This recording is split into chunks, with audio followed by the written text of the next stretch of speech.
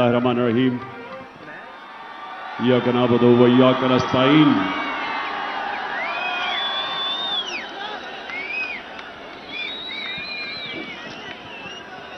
मेरे पाकिस्तानियों,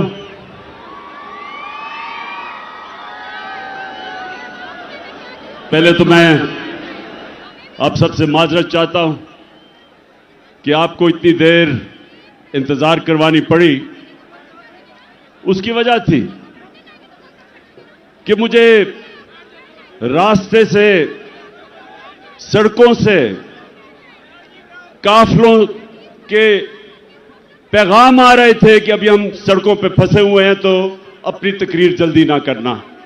तो मैं आपसे इसलिए माजरत चाहता हूं कि अभी भी कई लोग सड़कों के ऊपर फंसे हुए हैं और दूर से आए हैं कई, तो उसके लिए मैं माजरत चाहता हूं कि हमें आपको इंतजार करवानी पड़ी। अच्छा, अब मेरे पाकिस्तानियों,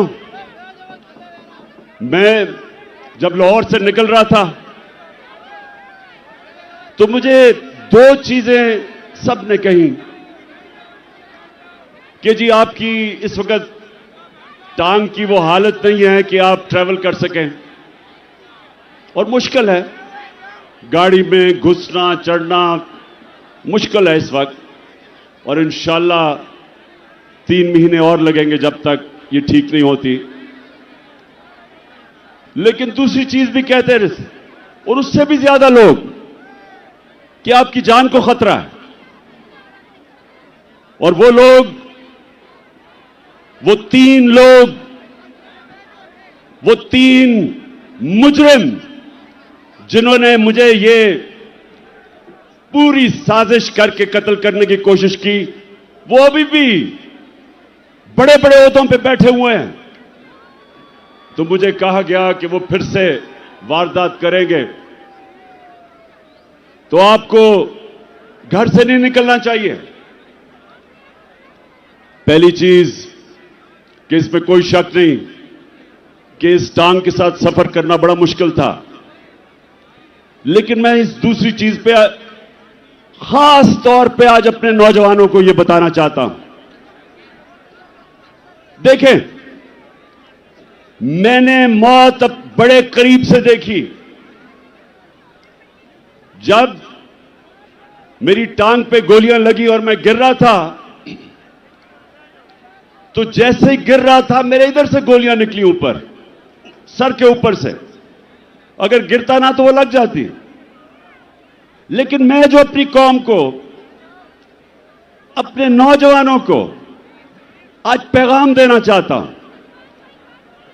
देखें, अपने ईमान को मजबूत करें, ला इलाहा इल्लल्लाह का मतलब समझें। कोई नहीं है खुदा अल्लाह के सिवा, और जब आप दावा करते हैं कि मैं अल्लाह तेरे अलावा किसी के सामने नहीं झुकूंगा, तो आप जो अल्लाह ने आपको मेरे नबी सल्लल्लाहु अलैहि वसल्लम के जरिए अपना पैगाम भेजा कुरान में, तो उसमें वाज़े उसने लिखा हुआ है कि जब तक अल्लाह की मर्जी नहीं होगी तुम इस जमीन से नहीं जाओगे, और जब उसका फैसला हो गया तो जितना मर्जी एहतियात करो, डरो, छुपो, भागो, मौत से नहीं बच सकता इंसान। तो जब मैं गिरा तो उसी वक्त मुझे पता था कि अल्लाह ने मुझे बचाया। उस वक्त मुझे पता था कि अल्लाह का यह फैसला था कि मैंने नहीं अभी जाना। उसी वक्त अल्लाह का शुक्र किया मैंने। और यह अल्लाह का शान देखें कि 12 लोगों को गोलियां लगी, कंटेनर के ऊपर 12 लोगों को गोलियां लगी। ये फैसल को भी, मैं बल्कि इसको देख रहा था, इसके मुंह से खून गिर रहा था, गाल से। अहमद चट्टा जो मेरे साथ था, वो मेरे साथ गिरा हुआ था। ऊपर और लोगों को गोलियां लगी। लेकिन अल्लाह की शान देखो कि 12 में से एक भी अल्लाह को प्यारा नहीं हुआ, सब बच गए। एक गार्ड को 6 गोलियां लगी, सब गोलियां ऐसी थी कि वो बच गया। मेरा जो गार्ड जाहिद था, हमारा इमरान इस्माइल जो सिंध के गवर्नर थे, 4 गोलियां उसके कपड़ों में से निकली, बच गया। तो मैं आज सारी कौम को, मैं सिर्फ आपको एक बताना चाहता हूं कि अगर आपने जिंदगी सही माने में जिंदगी गुजारनी है तो ये जो मौत का खौफ है, इससे अपने आप को आजाद करें। ये जो खौफ जो इंसान के ऊपर तारी होता है, बड़े इंसान को एक छोटा सा इंसान बना देता है। खौफ एक कौम को गुलाम बना देती है। ये जो मरने का डर है, मुसलमानों की तारीख में जो सबसे बड़ा सानिया हुआ, हजरत इमाम हुसैन का करबला में, तो कूफा के लोगों को पता था कि हजरत इमाम हुसैन राय हक पे खड़े हैं, लेकिन यजीद का खौफ था, उसके जुल्म का खौफ था, नहीं मदद करने के लिए आए। और मुसलमानों की तारीख का सबसे बड़ा ट्रेजेडी सानिया हुआ। और ये जो खौफ है, ये इंसानों को गुलाम बनाता है। जिल्लत का खौफ कि जी मुझे जलील कर देंगे। मुझे पिछले 7 महीने में, बल्कि मेरे 26 साल की सियासत में, कितनी इन्होंने कोशिश की मुझे जलील करने की, हर किस्म की किरदार कुशी की, कोई मौका नहीं छोड़ा कि किसी तरह इमरान खान को हम जलील करें, क्योंकि यह हमें चोर कहता है। और आज आप सब सामने, मेरे सामने इस तादाद में पब्लिक, कितने वजीर आजम आए और गए, किसके लिए कौम निकली ऐसे जो आज आप मेरे लिए निकले हैं? इससे क्या साबित होता है कि इज्जत अल्लाह के हाथ में है, कोई आपको जलील नहीं कर सकता। और खास तौर पे तीसरी चीज जो रिस्क, कितने ताकत में बैठे हुए लोग अपने नीचे जो तनख्वाहदार होते हैं उनसे गलत काम करवाते हैं, और वो गलत काम करते हैं अपनी नौकरियां बचाने के लिए, क्योंकि उनका ईमान नहीं कि अल्लाह के हाथ में रिस्क है। अल्लाह ने ये 3 चीजें इसलिए अपने पास रखी हैं कि वो आपको आजाद करना चाहता था। जो ला इलाहा इल्लल्लाह है, जब तक आपके दिल में इसका मतलब नहीं आएगा, ये आपको आजाद नहीं करेगा। और सिर्फ आजाद इंसान बड़े काम करते हैं, आजाद मुल्क ऊपर परवाज करते हैं, गुलाम सिर्फ अच्छी गुलामी करते हैं, गुलाम की परवाज नहीं होती, सिर्फ आजाद इंसानों की परवाज होती है। मैं इसलिए आया, मुझे मौत की तो फिक्र नहीं थी, फिक्र ये थी जो मेरी टांग का मसला है, इसने मुझे मुश्किलें डाली चढ़ने में उतरने में। लेकिन मैं आया इसलिए कि मेरे पाकिस्तानियों, आप आज एक डिफाइनिंग मोमेंट पे खड़े हो। आज आप क्रॉस रोड्स पे खड़े हो, फैसला कुन वक्त पे खड़े हो। आज आपके सामने दो रास्ते हैं। आज मेरी कौम, आपके सामने दो रास्ते हैं। जब नमाज में अल्लाह से हम कहते हैं कि अल्लाह, एक ही चीज मांगते हैं अल्लाह से 5 वक्त की नमाज में कि अल्लाह उनके रास्ते पे लगा जिनको तूने नेमतें बख्शी, उनके रास्ते पे ना लगा जो तबाही के रास्ते पे निकल गए। पाकिस्तानियों, आप भी उधर खड़े हैं।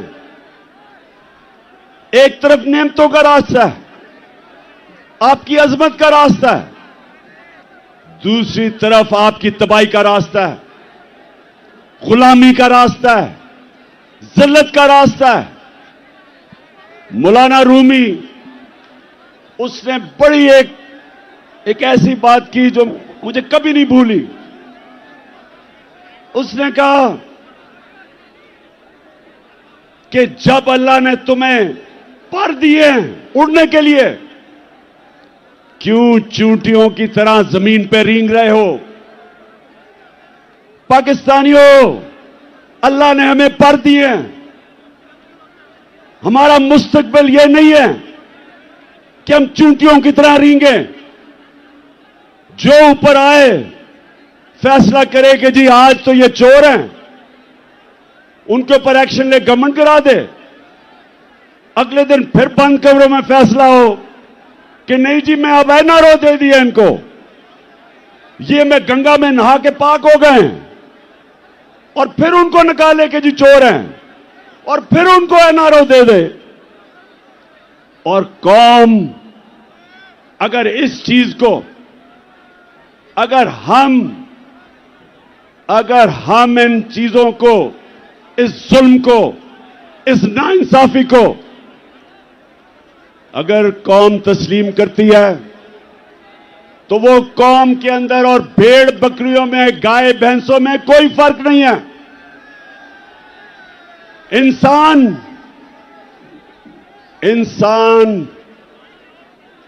इंसाफ मांगता है। इंसानी माशरे में और जानवरों के माशरे में फर्क ही एक है। इंसानों के माशरे में इंसाफ होता है, जानवरों के माशरे में ताकतवर की हुक्मरानी होती है। पाकिस्तान अगर एक अजीम मुल्क नहीं बना तो उसकी एक वजह है कि हमारे मुल्क में कभी भी कानून की हुक्मरानी नहीं आई, ताकत की हुक्मरानी, जंगल का कानून रहा है। और ये याद रखें, कभी कोई माशरा तरक्की नहीं कर सकता जिस माशरे के अंदर इंसाफ नहीं होता। मेरे नबी सल्लल्लाहु अलैहि वसल्लम ने मदीना की रियासत में, और याद रखें अल्लाह का हुक्म है कि मेरे हबीब की सुन्नत पे, उसकी शरीयत पे, उसके रास्ते पे चलो। क्यों अल्लाह ने हमें हुक्म दिया है? हमारी बेहतरी के लिए। जब इल्लामा इकबाल, जब उसने पाकिस्तान का तस्वुर किया, तो इल्लामा इकबाल ने सोचा था कि हम एक माशरा खड़ा करेंगे मदीना के रियासत के असूलों के ऊपर। और इल्लामा इकबाल ने बताया कि जब भी मुसलमान माशरा खड़ा होता है, वो वापस उन असूलों पर जाता है, और जब तबाह होता है तो उन असूलों से पीछे हट जाता है। तो पाकिस्तानियों, जब उन्होंने मदीना की रियासत बनाई तो पहली चीज अदल और इंसाफ, कानून की हुक्मरानी, उसके ऊपर उस माशरे की बुनियाद रखी। मेरी बेटी भी अगर जुर्म करेगी तो सजा मिलेगी। उन्होंने फरमाया कोई कानून से ऊपर नहीं। और फिर बताया कि तुम्हारे से पहले बड़ी कौमें तबाह हुई। जो ताकतवर जब चोरी करता था, जुर्म करता था, उसको माशरा नहीं पकड़ता था, सिर्फ कमजोर को पकड़ता था। तो आज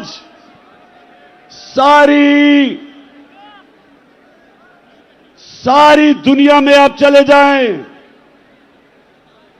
सारे गरीब मुल्क देख लें। मुझे मौका मिला दुनिया में गरीब तरीन मुल्क देखने का और अमीर तरीन। फर्क एक है, गरीब मुल्कों के अंदर इंसाफ नहीं। वहां भी इस तरह के बड़े बड़े डाकू, जरदारी और शरीफ की तरह पैसा चोरी करके बाहर लेके जाते हैं और उनको निजाम नहीं पकड़ सकता। वहां भी सिर्फ छोटा चोर जेल में जाता है।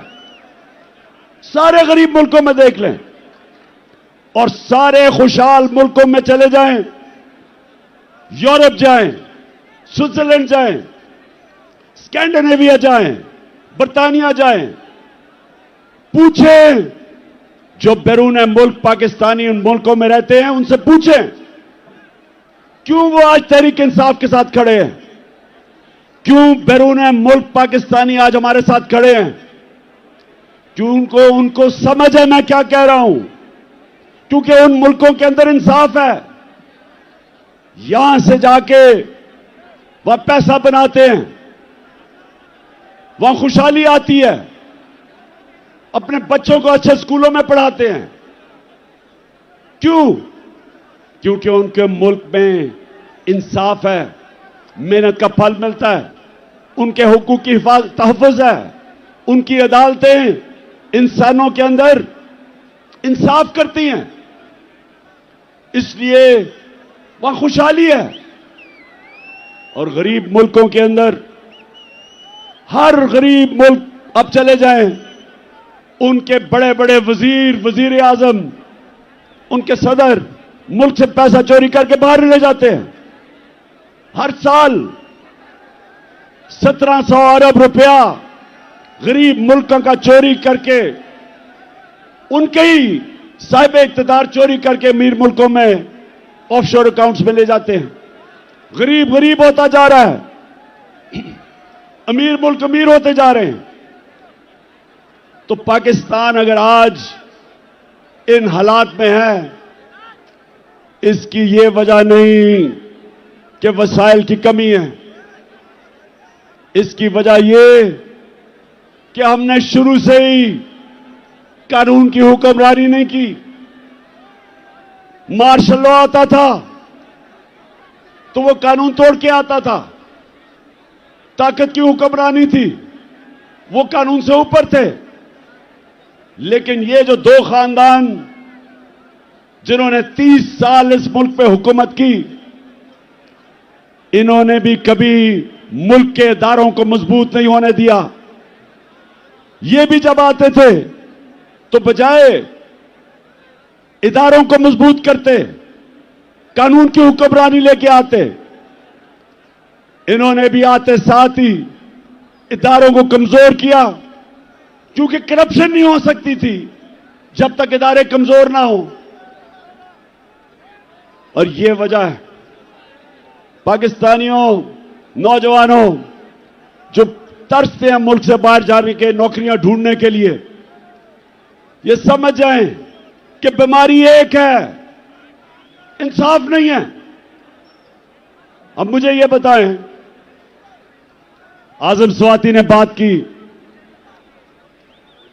कि क्या मसला था हमारी हुकूमत को जो हटाया गया?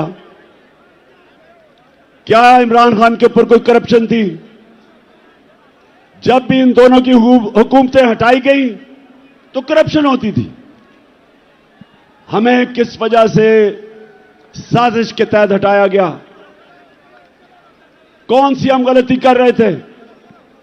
पहले ये जो बैंकरप्ट दिवालिया निकाल के मुल्क का इन्होंने जब छोड़ा 2018 में,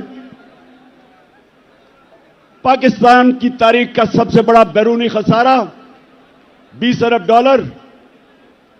हमने मुल्क संभाला, बैरून मुल्क मैं गया, हमारे दोस्त ममालिक से पैसे लिए, शर्म आई मुझे। मैं ये भी आपको बता दूं कि मेरे 3.5 साल में सबसे ज्यादा शर्मिंदगी होती थी जब हमें जाके मुल्क के लिए पैसे मांगने पड़ते थे। शौकत खानम के लिए मैं 30 साल से पैसे इकट्ठे कर रहा हूं, नवल यूनिवर्सिटी के लिए, लेकिन मुझे शर्म नहीं आती थी क्योंकि मैं अपने लोगों से पैसे इकट्ठे कर रहा हूं अपने मुल्क की यूनिवर्सिटी या अस्पताल के लिए, लेकिन किसी और से अपने मुल्क के लिए पैसे मांगना यह मेरे लिए सबसे ज्यादा बायस शर्म थी। और इसलिए कि इन चोरों ने 4 गुना ज्यादा कर्जा चढ़ाया 10 सालों में, हम 8 से और 18 के बीच में। तो पहले हमने मुल्क संभाला, फिर कोरोना आ गया, दुनिया में तबाही मचाई उसने। एक सदी में एक इस तरह का बुरान आता है। हमने जिस तरह कोरोना को संभाला, मदद तो अल्लाह की थी, लेकिन जो हमने फैसले किए, हमने फैसला किया हम शट डाउन नहीं करेंगे। मेरे से सबने तनकीद की, ये सारी ऑपोजिशन तब जब थी, सबने कहा कि मुल्क को बंद कर दो नहीं तो फैल जाएगी। मैंने सबको कहा, एक सवाल पूछा, मैंने कहा मुझे एक जवाब दो कि वो जो छाबड़ी वाला है, वो जो रिक्शा वाला है, वो जो टैक्सी चलाता है, वो जो दिन की दिहाड़ी ले करता है और घर आके अपने बच्चों का पेट पालता है, वो जो कच्ची वादियों में 7-7 लोग एक कमरे में हैं, उनको मैं क्या कहूंगा? उनका जब बंद कर दूंगा तो उनको वो खाना किधर से देंगे अपने बच्चों को? और यकीन करें, ये जो मेरी तनकीद कर रहे थे ऑपोजिशन वाले, कोई जवाब नहीं था। हमने लॉकडाउन ही लगाया, हमने अपनी बिजनेसेस बचाई, हमने इनको सस्ते कर्जे दिए, हमने एहसास प्रोग्राम जो दुनिया ने, वर्ल्ड बैंक ने कहा कि दुनिया का 4थे नंबर पर बेहतरीन प्रोग्राम था जिसने निचले तबके को बचाया, हमने अपने मुल्क को कोरोना से निकाला। फिर जो भी आजम बता रहा था, हमने रिकॉर्ड एक्सपोर्ट्स की। आखिरी साल हमारा टैक्स करेक्शन रिकॉर्ड, 17 साल के बाद सबसे ज्यादा इंडस्ट्री हमारी ऊपर गई, 10.5%। 17 साल के बाद हमारी ग्रोथ रेट 6%, तीसरे साल 5.7। तो हमने तो मुल्क को उठा दिया था, हमने तो किसानों को उठा दिया था। आज किसानों से पूछें कि जितना पैसा किसानों ने हमारे दौर बनाया, उन्होंने अपनी पैदावार पे लगाया, रिकॉर्ड फसलें हुई, 4.5% पे हमारी ज़राअत ऊपर आई 17 साल के बाद। तो मुल्क तो ऊपर जा रहा था। हमने हेल्थ कार्ड लेके आए, पहली दफा पाकिस्तान की तारीख में एक हुकूमत ने आम आदमी का सोचा कि हर घराने के पास 10 लाख इंश्योरेंस हो, किसी भी अस्पताल में जाके गरीब खानदान इलाज करवा सके। पहली दफा गरीबों ने प्राइवेट हॉस्पिटलों में इलाज करवाए अपने हेल्थ कार्ड की वजह से। और हमने 50 साल के बाद पाकिस्तान में डैम्स बनानी शुरू की। 3 बड़ी डैम्स बन रही हैं, अब पता नहीं उनके क्या हालात हैं। पहली पाकिस्तान की जमात जिसने मौसम की तब्दीली के ऊपर काम किया, 10 अरब दरख्त उगाने का प्रोजेक्ट किया। तो मैं ये सवाल पूछता हूं आज कि क्या हमने जुर्म किया था कि बैरूनी साजिश के साथ मिलकर हमारी हुकूमत गिराई? और मैं एक जगह फेल हुआ हूं, मैं 3.5 साल में एक जगह फेल हुआ हूं। मैं ताकतवर को कानून के नीचे नहीं ला सका।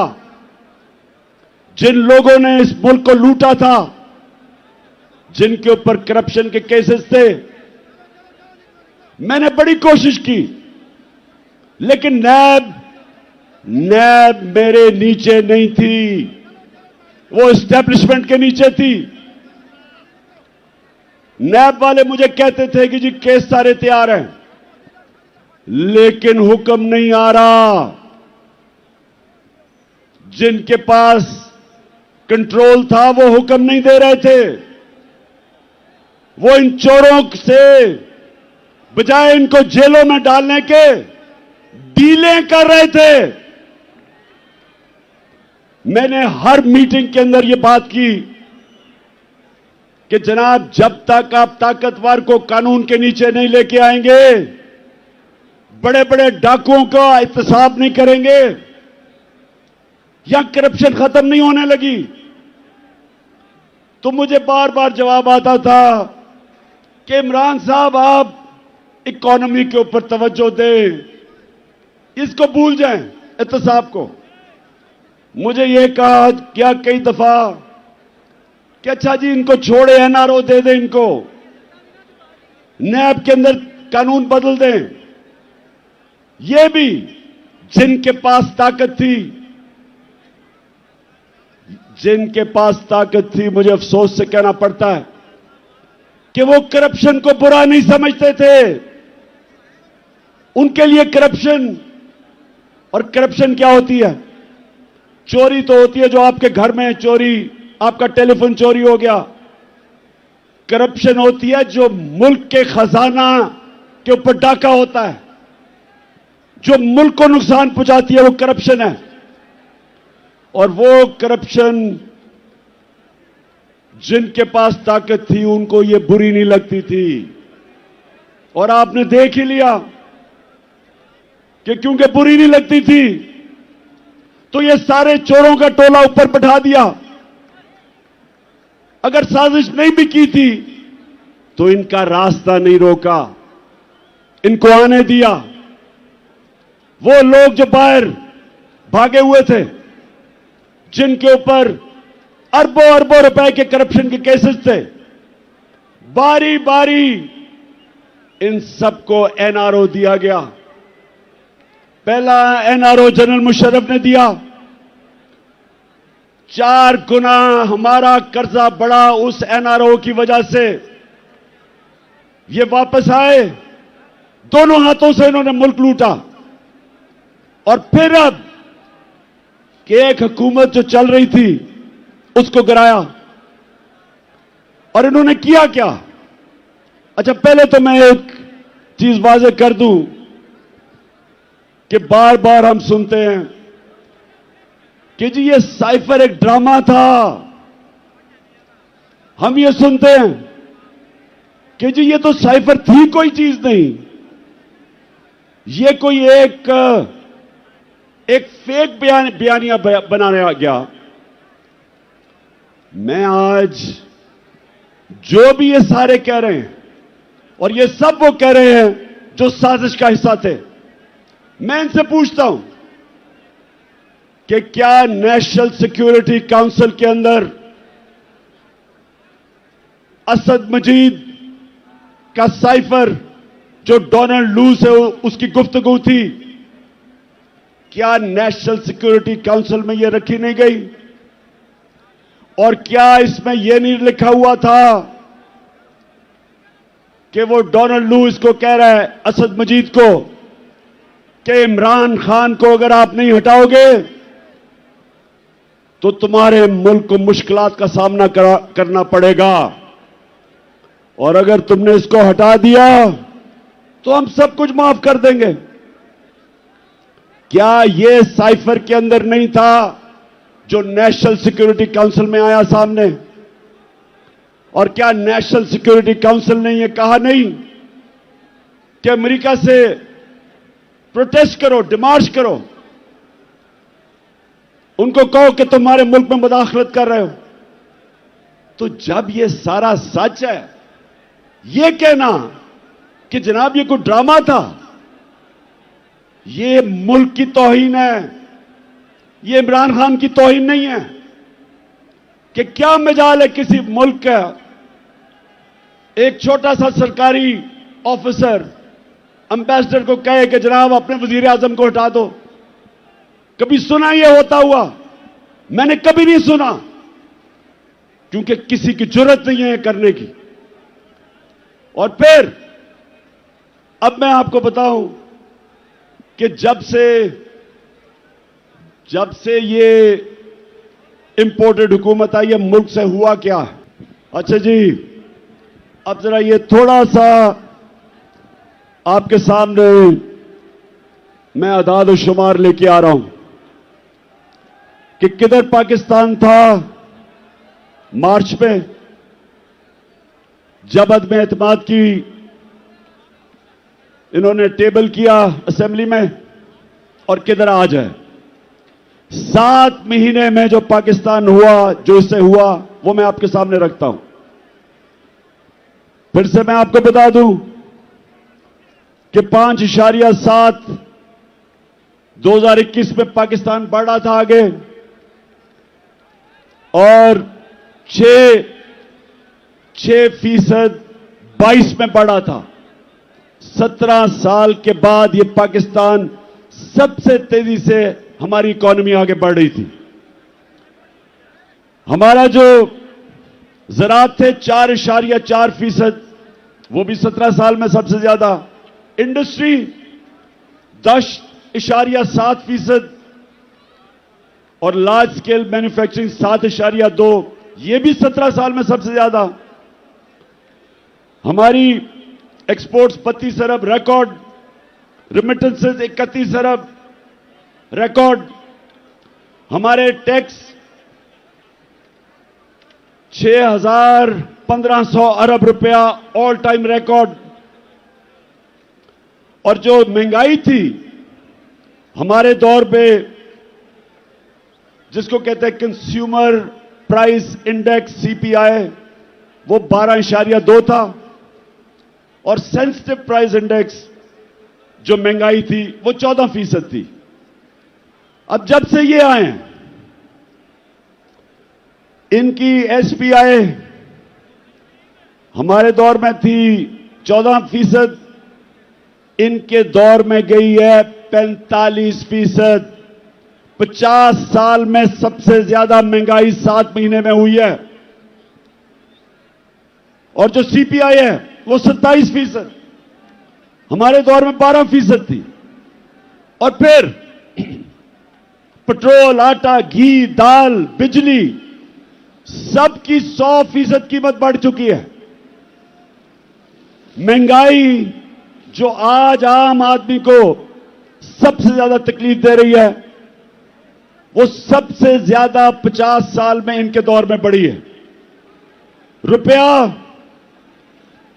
178 रुपया था डॉलर जब अदम एतमाद हुआ, आज 240 रुपए।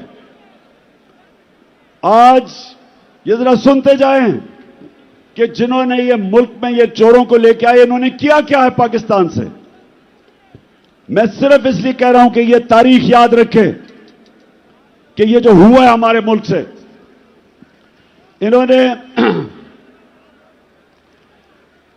जो ज़राअत तेजी से बढ़ रही थी, ज़राअत के अंदर गन्ना 9% कम, चावल 40% कम हुए हैं, कपास 25% कम, और इस वक्त जो हमारी बेरोजगारी है वो 22.5% बढ़ चुकी है। फिर जो सबसे खौफनाक चीज कि आज जो बाहर की दुनिया है उसके मुताबिक पाकिस्तान अपने कर्जे क्या वापस कर सकता है, उसकी रिस्क क्या है, आज 100% से ज्यादा बढ़ गई है। जब हम गए थे तो 5% थी। तो आज बैरूनी दुनिया ने, मार्केट्स ने पाकिस्तान के ऊपर अदम एतमाद किया है। 88% पाकिस्तान के जो इन्वेस्टर हैं वो समझते हैं कि हुकूमत के ऊपर उनको कोई एतमाद नहीं। तो मैं फिर से पूछता हूं कि माइशत नीचे, हमारी जमहूरियत ऑपोजिशन ही खत्म हो गई।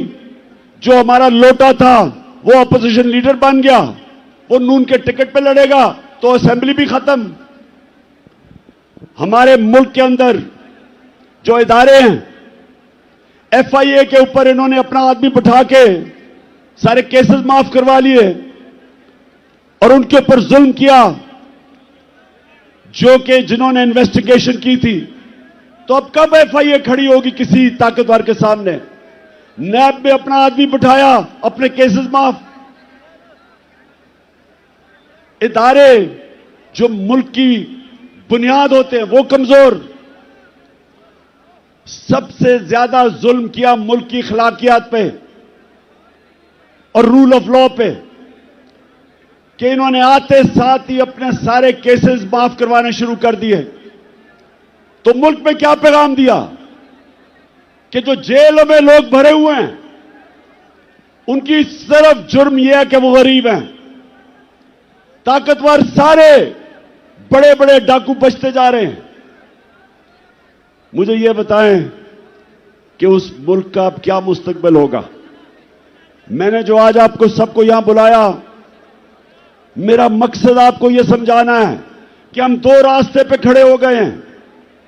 हम अगर अब चुप करके इस जुल्म और नाइंसाफी को तस्लीम करेंगे, आगे तबाही है। क्योंकि मेरे नबी सल्लल्लाहु अलैहि वसल्लम ने पहले कह दिया था कि जब ताकतवर को एक मुल्क का निजाम, इंसाफ का निजाम नहीं पकड़ता और सिर्फ कमजोरों को पकड़ता, तबाह हो जाता है वो मुल्क। तो तबाही के सामने ये देखें कि रूल ऑफ लॉ तो आज खत्म हो गया ना पाकिस्तान में, और फिर जो अखलाकियात का कत्ल हुआ, अमर बिल मारूफ, हुक्म है अल्लाह का कि अच्छाई के साथ खड़े और बुराई के खिलाफ। तो आज अमर बिल मारूफ तो इन्होंने खत्म कर दिया, बुरों को ऊपर आके बैठा दिया। तो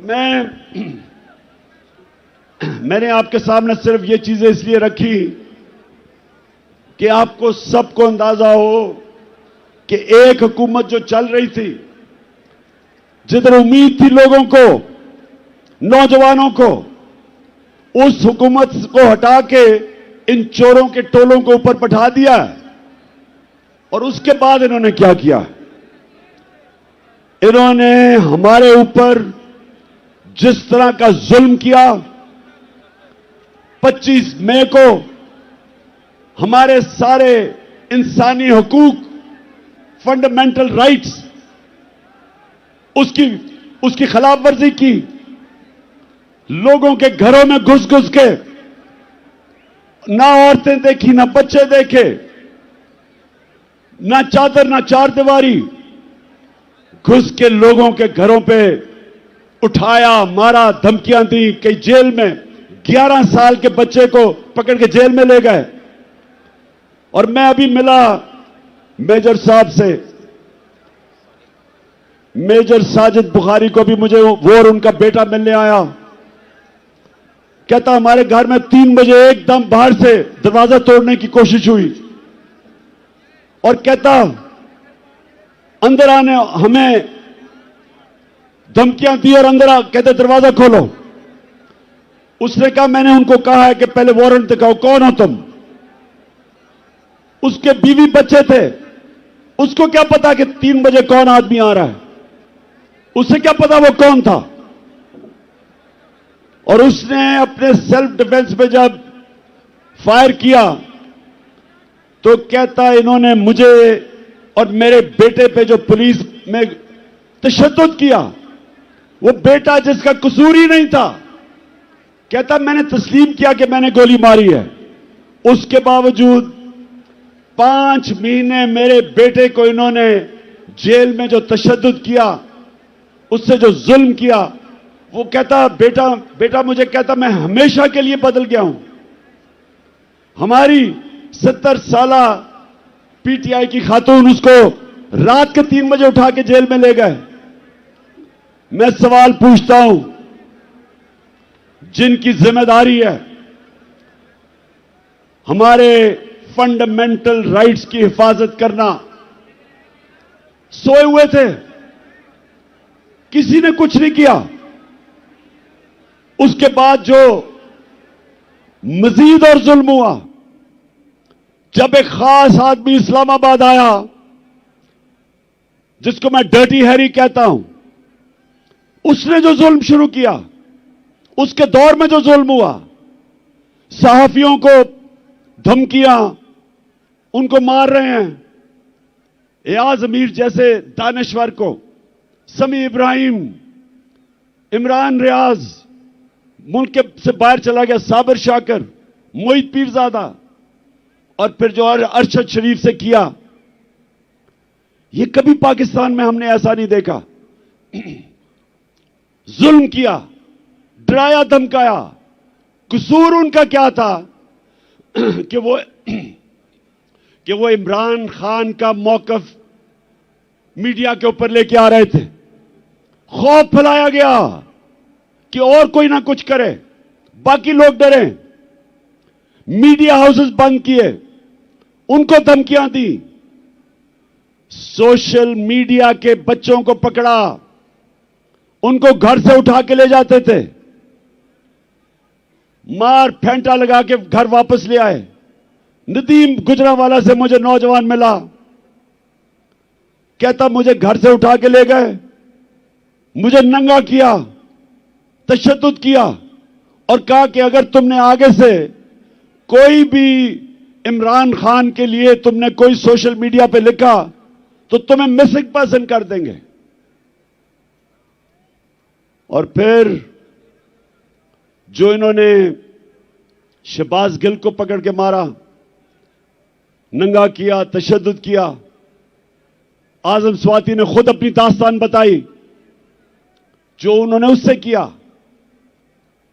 और अरशद शरीफ का कि सबको पता है कि अरशद शरीफ क्यों मुल्क छोड़ के गया था, कौन धमकियां दे रहा था, और फिर उसे कत्ल करवाया, शहीद किया उसे।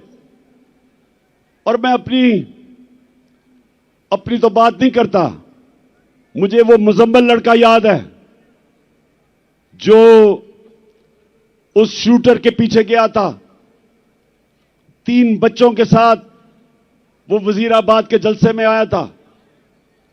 उसको जिस तरह कत्ल किया, उसको वो शूटर ने नहीं गोली मारी। मैं अब सबके सामने मौजम शहीद, उसको उसने गोली नहीं मारी। अब जो तफ्तीश हो रही है, उसको गोली और तरफ से आई, और वो जो उसको गोली मार रहे थे वो असल में वो शूटर के लिए थी। 3 बंदूक वाले थे वहां, एक वो जिसने हमारे पे फायर किए, एक वो जिसने सामने से गोलियां चलाई जो हमारे ऊपर से निकल गई, और एक ये जिसने इसको कत्ल करना था। जिस तरह लियाकत अली खान को जिसने कत्ल किया था उसको वही मारा गया ताकि वो बोले ना, तो रास्ते में बेचारा मौजम आ गया। और मैं आज अभी आपके सामने ये 2 वीडियोस चलाना चाहता हूं। मैं चाहता हूं ये जरा गौर से देखें, क्योंकि मुझे पता था, मैं अब जो अपनी बात कर रहा हूं, मुझे पता था ये 3 लोगों ने प्रोग्राम बनाया मुझे मारने का। मुझे पता था, मुझे अंदर से खबरें आई, एजेंसीज के अंदर से, कि पहले ये प्रोपेगेंडा करेंगे कि इमरान ने तौहीन मजहब की, और उसके बाद ये कहेंगे जी दीनी इंतहा पसंद ने इसे कत्ल कर दिया। ये 2 आप वीडियो देखें, ये आज से 2 महीने पहले मैंने ये क्या कहा था, ये देखें। किया मुझे मरवाने का, वो इसके पीछे हैं। इन्होंने फैसला किया कि जी कहेंगे तौहीन मजहब किया, और उसके बाद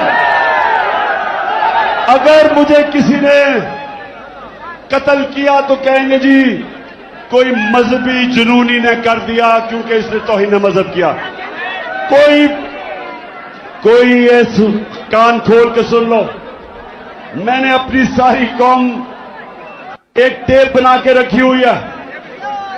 जिस वक्त मुझे कुछ हुआ वो टेप आ जाएगी, रिलीज होगी, और वो 4 लोगों के नाम सारी कौम के सामने आएंगे जिन्होंने बंद कमरों में ये फैसला किया और दूसरी कोशिश कर रहे हैं।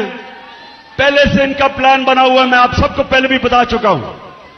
4 लोगों ने बंद कमरे में फैसला किया मुझे मरवाने का, और वो लोग अभी भी उस साजिश पर लगे हुए हैं। उन्होंने दोनों मरियम जो झूठ बोलने की पीएचडी दोनों के पास है, इनको और जावेद लतीफ को, इन्होंने इनसे प्रेस कॉन्फ्रेंस करवाई, और प्रेस कॉन्फ्रेंस करवाई ऐसी कि इमरान खान खुदा ना खास्ता उसने मजहब की तौहीन की है। और फिर इनकी कोशिश है कि इसकी वजह से अगर कोई भी मेरे ऊपर वारदात हो तो कहेंगे जी मजहबी जुनूनी ने कर दिया, कहेंगे कि जी कोई दीनी इंतहा पसंद है इसको मार दिया। ये इनका प्लान है। लेकिन मैं आज आप सबको कह रहा हूं, सारे पाकिस्तान में मैं फिर रहा हूं, मुझे अपनी जान से ज्यादा मुझे पाकिस्तान की आजादी की फिक्र है। मैं आजाद देखना चाहता हूं। जी, तो मैं ये आपको आज इसलिए दिखाई कि प्लान का मुझे पहले पता था। क्यों करना चाहते थे? क्योंकि इन्होंने समझा था कि जब तहरीक इंसाफ की हुकूमत गिराई थी तो एकदम लोग भूल जाएंगे, पार्टी टूट जाएगी।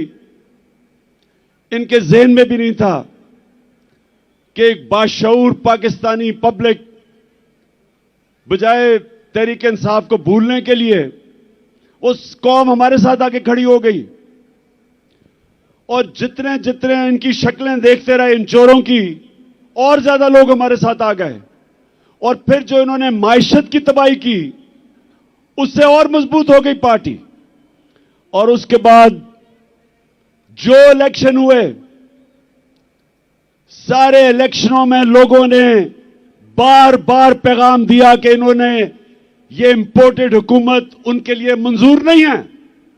बार बार कौम ने पैगाम दिया, लेकिन बजाय अवाम की आवाज सुनने के हमारे ऊपर तशद्दुद शुरू हो गया। यानी वो पाकिस्तान की सबसे बड़ी जो सियासी जमात, उसको हर किस्म का हरबा इस्तेमाल किया गया हमें डराने, धमकाने, तोड़ने, तशद्दुद करने पे। मैं आपको बताऊं, 50 साल से पाकिस्तान कौम मुझे जानती है। 50 साल से मुझे जानती है पाकिस्तानी कौम। मैंने कभी इस तरह नहीं मुझे एहसास हुआ अपने मुल्क में रहते हुए कि पिछले 7 महीने में मुझे ऐसे लगा कि मैं शायद कोई मुल्क दुश्मन हूं या मैं कोई मुजरिम हूं। जिस तरह इन्होंने मेरे ऊपर एफआईआर काटी,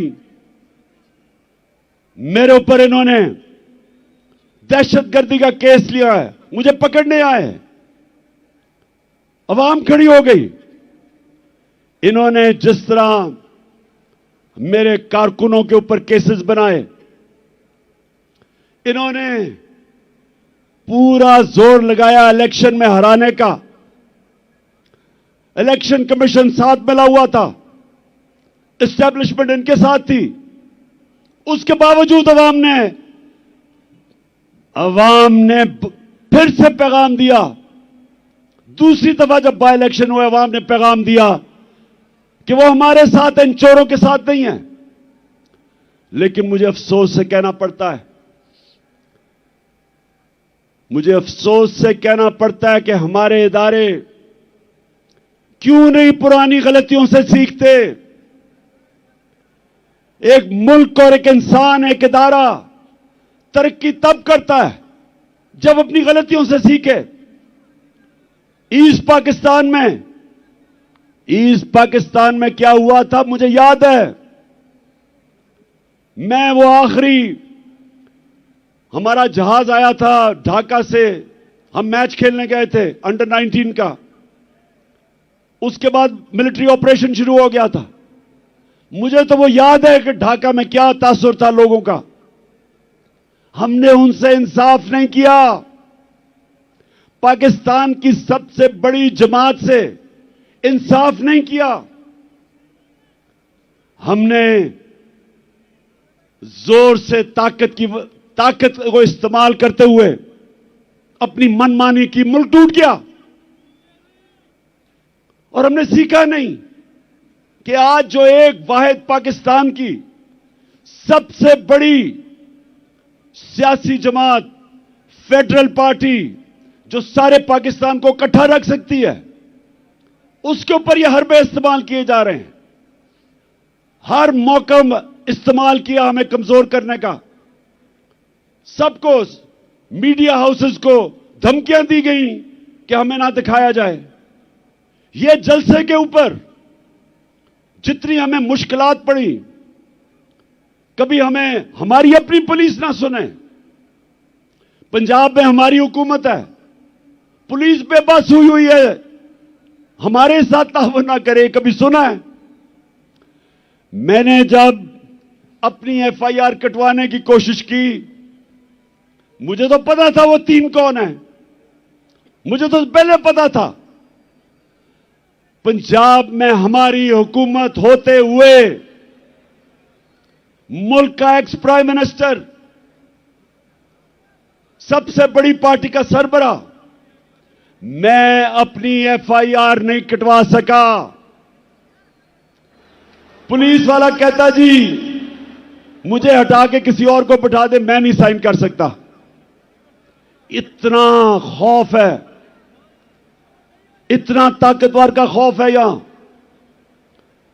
मेरे पाकिस्तानियों, ये मेरी सुनने बात, जिसकी वजह से आज मैं यहां आपके पास पहुंचा हूं, और आसान नहीं था फिर भी इस टांग के साथ पहुंचना।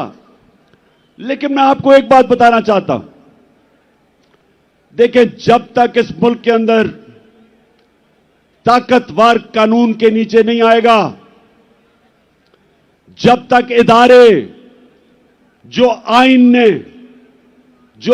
ने उनको लिमिट्स दी हुई हैं, दायरा दिया हुआ है, उस दायरे के अंदर रह के काम नहीं करेंगे, जब तक इदारे अपनी जिम्मेदारियां नहीं पूरी करेंगे, और मैं सब इदारों की बात कर रहा हूं, मैं अपनी अदलिया की बात कर रहा हूं, मैं अपनी मिलिट्री एस्टेब्लिशमेंट की बात कर रहा हूं, जो आपकी ये आज तनकीद नहीं कर रहा वो मुल्क का दुश्मन है। मेरा पाकिस्तान है और मेरी फौज है। मैं चाहता हूं कि मेरे मुल्क की एक मजबूत डिफेंस हो।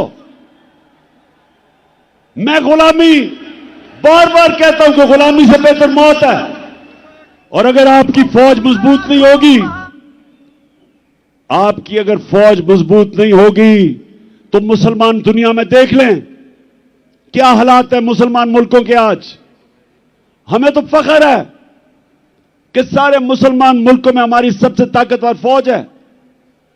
तो जब मैं तनकीद करता हूं अपने इदारों की, अपनी अदलिया की, मैं वो पाकिस्तानी हूं जिसका जीना मरना पाकिस्तान में है। मैंने वो नहीं हूं जो अपने कारोबार और हुकूमत का सीजन लगाने के लिए पाकिस्तान आ जाते हैं, यहां पैसा पूसा लूट के फिर बाहर भाग जाते हैं।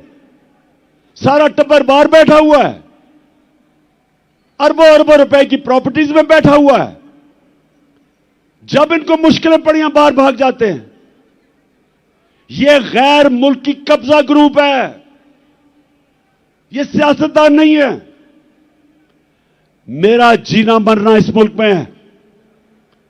मैं वो पाकिस्तानी हूं जो 20 साल बाहर रहा,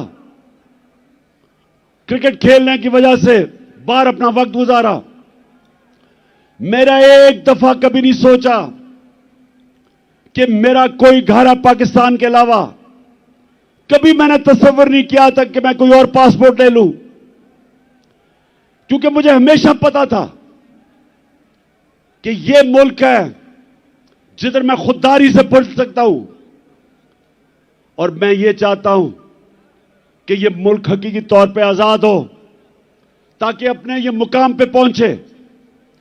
मैं अपने आखिरी खून के तप्पे कतरे तक इस मुल्क, इंशाअल्लाह जब मुस्तकबिल में इंशाअल्लाह इस मुल्क की तारीख इस चीज की गवाही देगी कि इमरान खान अपने मुल्क के लिए आखिरी गेंद तक लड़ता रहा, आखिरी गेंद तक, आखिरी वक्त तक अपने मुल्क के लिए खड़ा रहा था। और मैं ये भी कहना चाहता हूं कि वो लोग,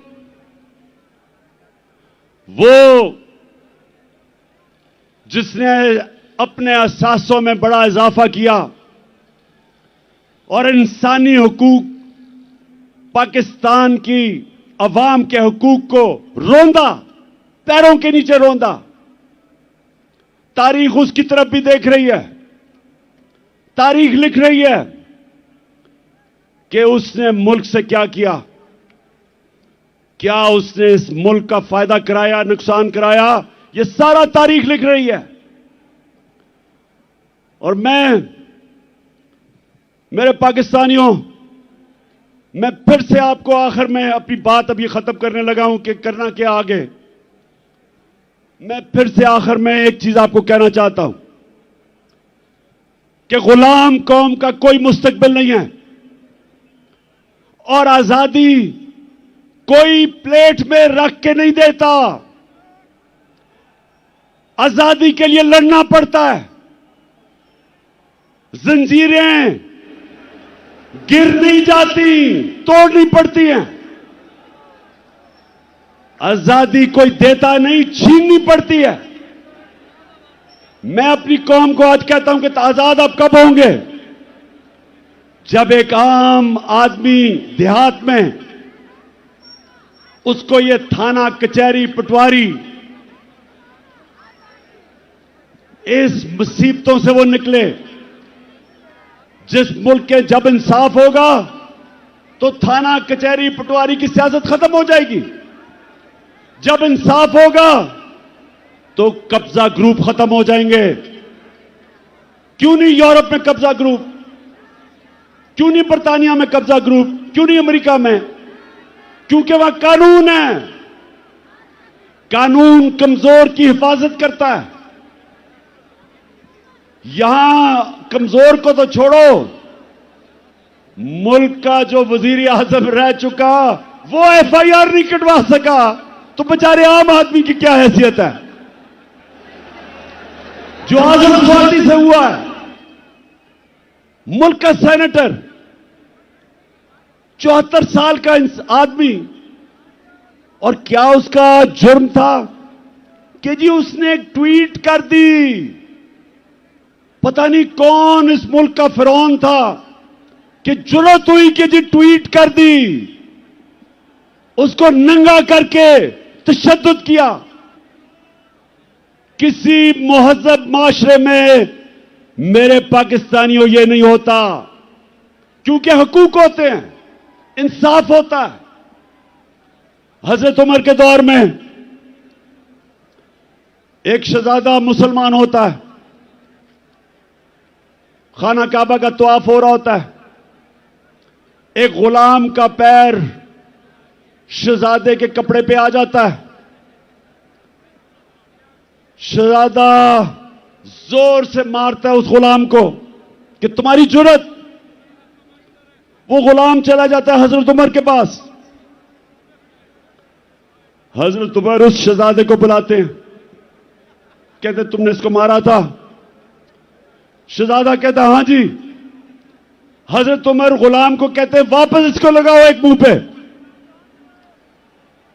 क्योंकि सबकी इज्जत एक बराबर है। गुलाम और शहजादे की एक इज्जत है।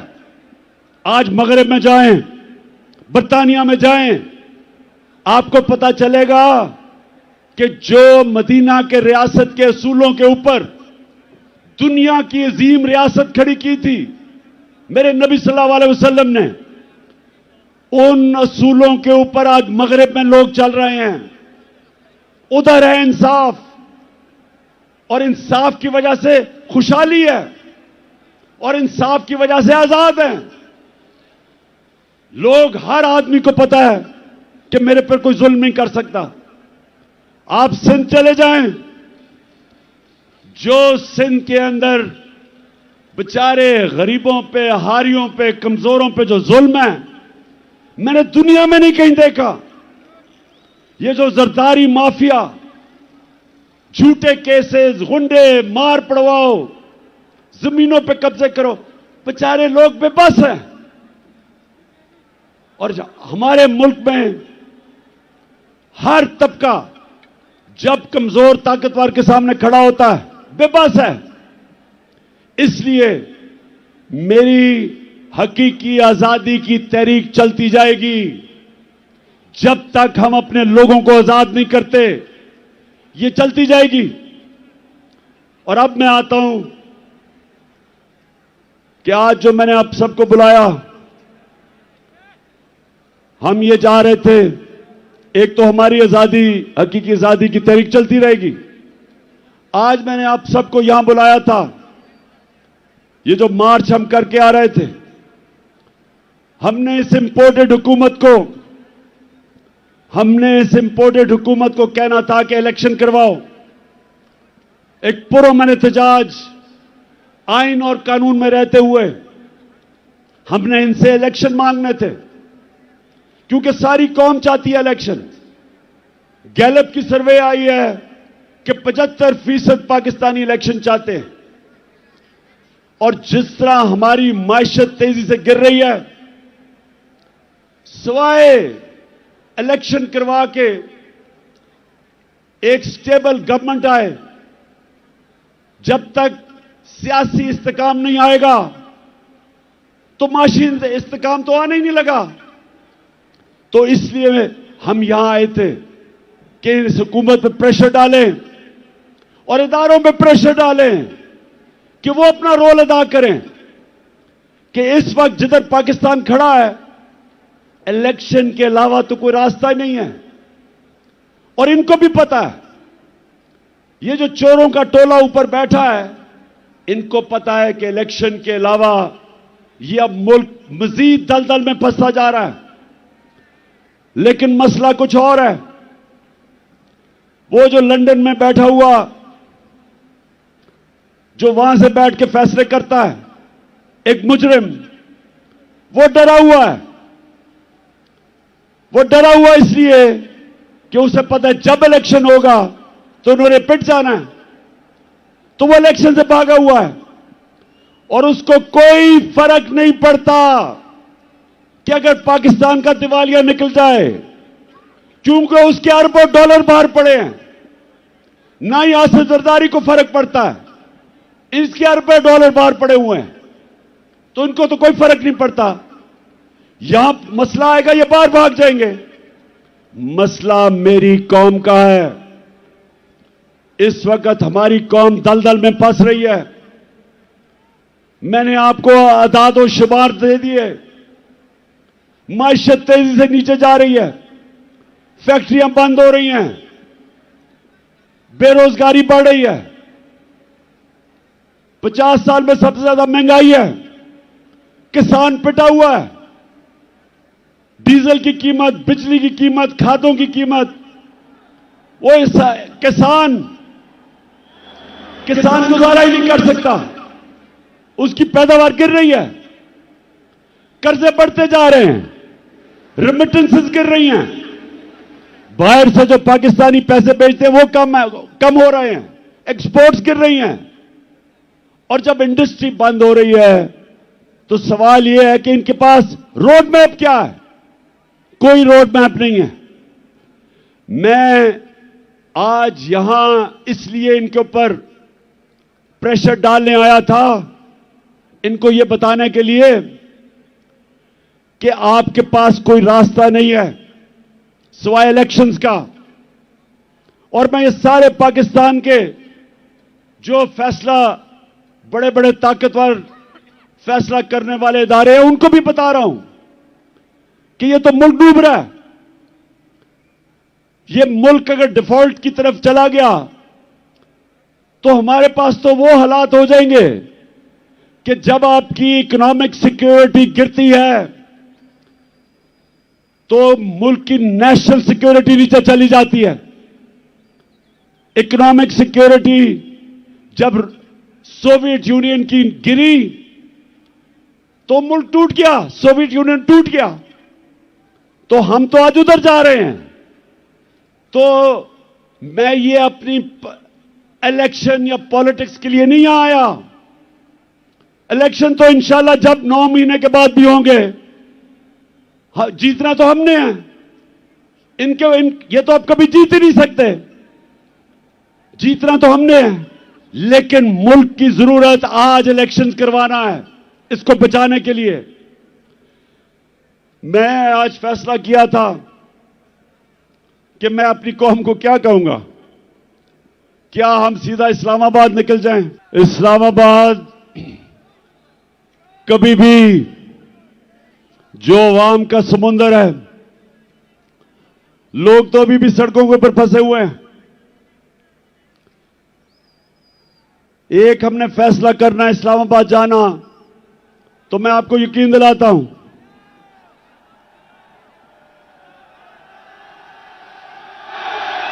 कि ना ये बर्दाश्त कर सकते हैं। जितनी भी पुलिस आप जमा कर लें, जब लाखों लोग इस्लामाबाद में जाएंगे कोई नहीं रोक सकता उनको। लेकिन मेरे पाकिस्तानियों, मेरी जितनी भी 26 साल की सियासत है वो मैंने आइन और कानून के बीच में की है। मेरे लिए इन 7 महीने में बड़ा आसान था कि हम वो श्रीलंका वाला हालात पैदा कर देते। हमने 65 जलसे किए, कभी पाकिस्तान के जलसे में इतने लोग नहीं आए, लेकिन पब्लिक आती थी और पुरअमन तरीके से ये बताते हुए कि हम इन चोरों को कबूल नहीं करेंगे, फिर पुरअमन तरीके से वापस चली जाती थी। मेरी पूरी कोशिश रही कि मैं किसी किस्म का इंतशार अपने मुल्क में ना पैदा करूं, क्योंकि वैसे ही माशी हालात बुरे हैं। अगर यहां तोड़ फोड़ शुरू हो गई, सबके हाथ से गेम निकल जाएगी। 25 मई को जब इन्होंने हमारे ऊपर तशद्दुद किया और जब 26 की सुबह मैं इस्लामाबाद पहुंचा, तो मुझे पता था कि अगले दिन इंतशार होगा। मैंने सिर्फ इसलिए अपनी मार्च कैंसिल की कि मुझे पता था कि अगर हम इस्लामाबाद धरने देने का फैसला कर लें तो अगले दिन तबाही होनी थी, खून होना था। इसलिए मैंने वो मार्च कैंसिल की। आज मैं इसलिए फैसला कर रहा हूं कि वहां नहीं जाना, क्योंकि मुझे पता है तबाही मचेगी, नुकसान मेरे मुल्क को होगा। लेकिन जो मैंने फैसला किया अब ये कि हमने अब इस निजाम का हिस्सा नहीं रहना। मैं अपनी सारी चीफ मिनिस्टर्स, अपनी पार्लियामेंट्री पार्टी से अब मिलूंगा और हमने फैसला किया है कि हम सारी असेंबलियों से निकलने लगे हैं।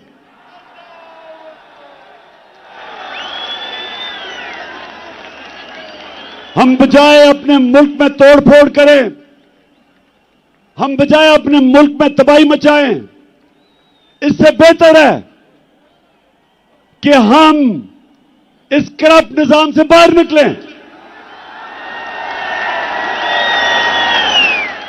और इस मुल्क का हिस्सा, इस सिस्टम का हिस्सा ना बने कि जिधर ये चोर बैठ के अपने अरबों रुपए के करप्शन के केसेस हर रोज माफ करवा रहे हैं।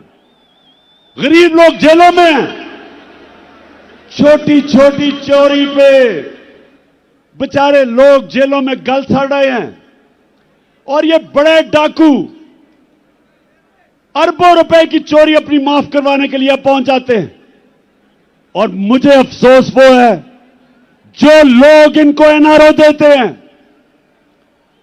मैं उन लोगों से भी पूछता हूं कि क्या आपको खौफ खुदा नहीं है कि एक मुल्क पे इतना बड़ा जुल्म कर रहे हैं? क्या आपको खौफ नहीं है कि आपने एक दिन अपने मालिक को जवाब देना है? आप कैसे रातों को सोते हैं कि एक एक बड़ा डाकू, उसके केस माफ हो रहे हैं अरबों रुपए के? आप कैसे रातों को सोते हैं कि बेरोजगारी और महंगाई में गरीब आदमी चोरी करता है और वो जेल में गल सड़ रहा है? इसलिए हमने आज, मैंने अपनी चीफ मिनिस्टर से भी बात की है।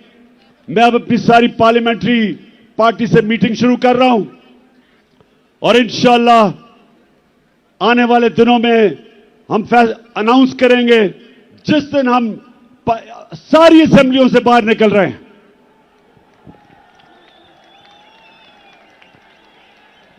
आखिर में मैं आप सबका शुक्रिया अदा करता हूं, जिस तादाद में आप यहां आए, जितनी मुश्किलों से आप आए, मैं आपका शुक्रिया अदा करता हूं। आपने मेरी हौसला अफजाई की, आपका शुक्रिया अदा करता हूं। और मैं आखिर में कभी ना भूलना, एक आपने आखिर में एक ओथ लेनी है, हल्फ लेना है, लेकिन यह भूलना ना कि आप एक अजीम कौम है, आपका एक अजीम मुकद्दर है। और इंशाअल्लाह ये मैं जद्दोजहद इसलिए कर रहा हूं कि मेरा ईमान है कि अल्लाह एक दिन हमारे मुल्क पे करम करेगा और वो तब करेगा जब ये कौम फैसला करेगी। जो कुरान में लिखा हुआ है कि मैं कभी किसी कौम की हालत नहीं बदलता जब तक वो कौम खुद अपनी हालत बदलने की कोशिश ना करे। और इंशाअल्लाह वो मेरी कौम तैयार है अपनी हालत बदलने के लिए। अब ये हल्फ ले। बिस्मिल्लाहिर्रहमानिर्रहीम। हाथ उठा ले, हाथ उठा ले, माइक दे दें बॉस को। हाथ उठा के इमरान खान साहब के साथ हम हल्फ उठाएंगे। मैं यहां से पढ़ूंगा, आपने रिपीट करना है। बिस्मिल्लाहिर्रहमानिर्रहीम। बिस्मिल्लाहिर्रहमानिर्रहीम। हम हल्फ उठाते हैं, हम हल्फ उठाते हैं कि हम पाकिस्तान के आइन की, कि हम पाकिस्तान के आइन की हमेशा पासदारी करेंगे, हमेशा पासदारी करेंगे। हम हकीकी आजादी, हम हकीकी आजादी के इस जिहाद में, इमरान खान के साथ इंशाअल्लाह मेरे साथ आखिर तक जदोजहद करेंगे, जदोजहद करेंगे कि हम कभी भी अल्लाह के सिवा किसी के सामने नहीं झुकेंगे। और हम हर किस्म की कुर्बानी के लिए तैयार रहेंगे। अल्लाह हम सबका हामी और नासिर हो। आमीन। पाकिस्तान